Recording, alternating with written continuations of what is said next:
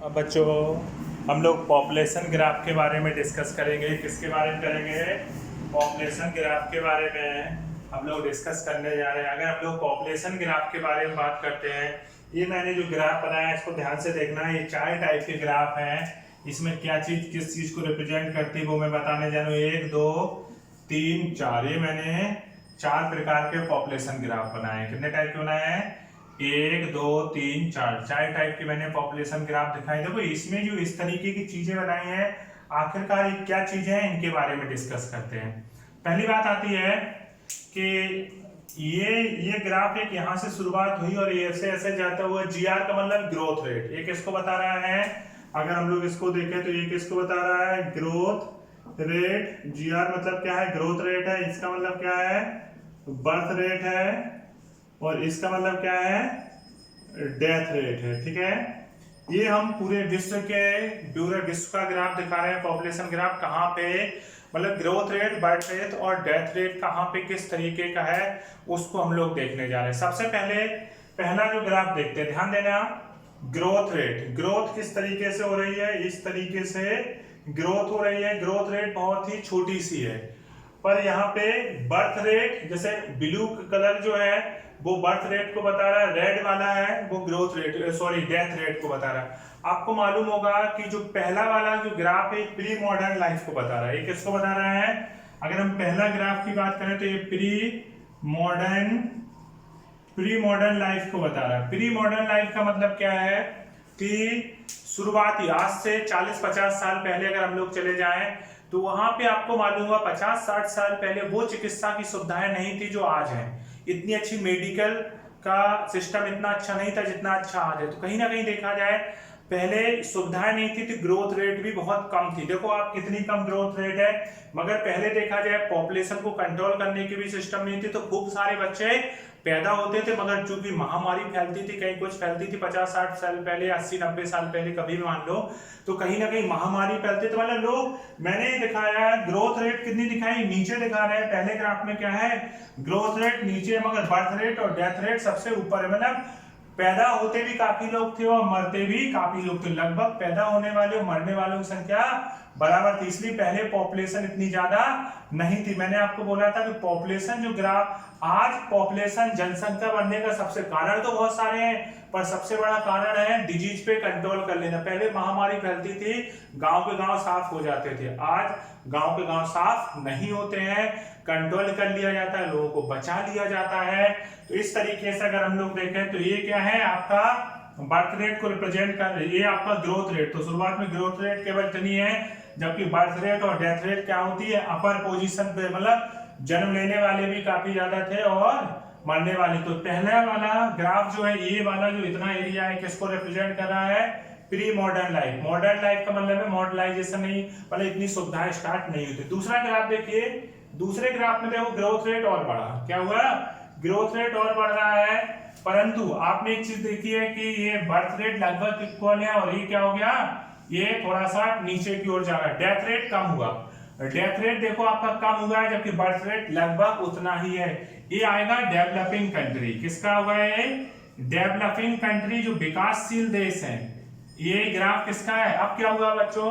सुधार हुआ, चिकित्सा के क्षेत्र में सुधार हुआ। चिकित्सा के क्षेत्र में सुधार हुआ तो महामारी वगैरह का खतरा कम हो गया, तो मरने वालों की संख्या क्या होने लगी? कम होने लगी। पैदा होने पे पॉपुलेशन पे कंट्रोल नहीं किया। कुछ देश जैसे पाकिस्तान हो गया, बांग्लादेश, इस तरीके के देशों में पॉपुलेशन बहुत ज्यादा है, एजुकेशन की कमी है।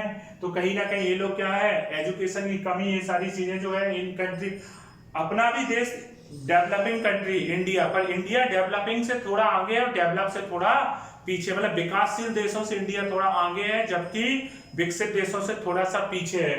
तो फिलहाल हमने दूसरे ग्राफ में कौन कौन से देश आ जाएंगे? पाकिस्तान टाइप के देश आ जाएंगे, पाकिस्तान, बांग्लादेश, इस तरीके के देश, जहां डेथ रेट तो कम हुई तो ग्रोथ रेट तो बढ़ेगी, मरने वाले कम होंगे तो ग्रोथ रेट बढ़ेगी, मगर पॉपुलेशन, लगभग बच्चे पैदा करने का सिस्टम जो है जारी है, उतना ही है, पॉपुलेशन में कोई कमी।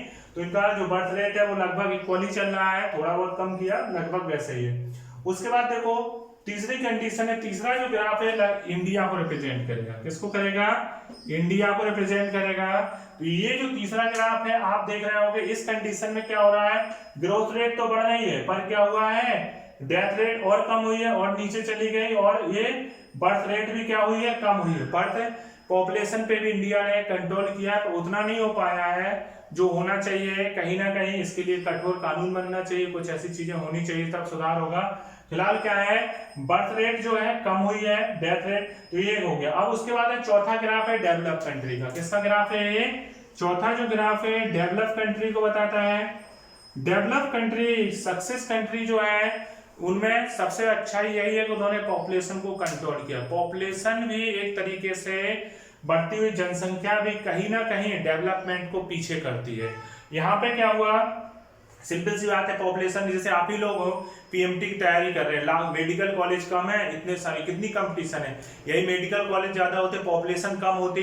मान लीजिए अभी 15 लाख लोग एग्जाम दे रहे हैं और सीटें कितनी 50,000 है प्राइवेट और गवर्नमेंट में लाके, तो कितना ज्यादा कंपटीशन है। यही 15 लाख की जगह मान लीजिए 5 लाख लोग दे रहे होते तो कहीं ना कहीं कंपटीशन कम होती ना, पर बच्चे पे कंपटीशन कम हो जाती।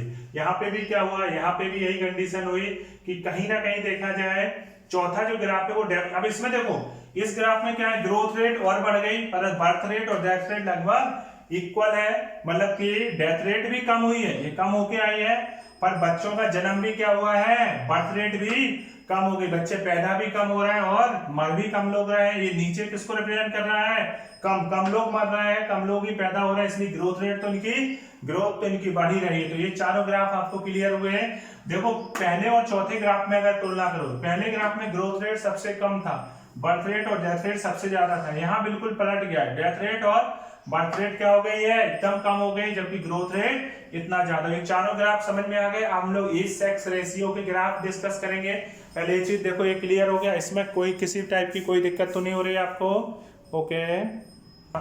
हाँ, मैंने एक बात और नहीं बताई, ये ग्राफ है किस किस के बीच, तो आबादी, पॉपुलेशन और टाइम के बीच। तो यहाँ पे हम लोग किसको रिप्रेजेंट करेंगे, पॉपुलेशन को रिप्रेजेंट करेंगे, किसको, पॉपुलेशन, और यहाँ पे किसको रिप्रेजेंट करेंगे, टाइम को।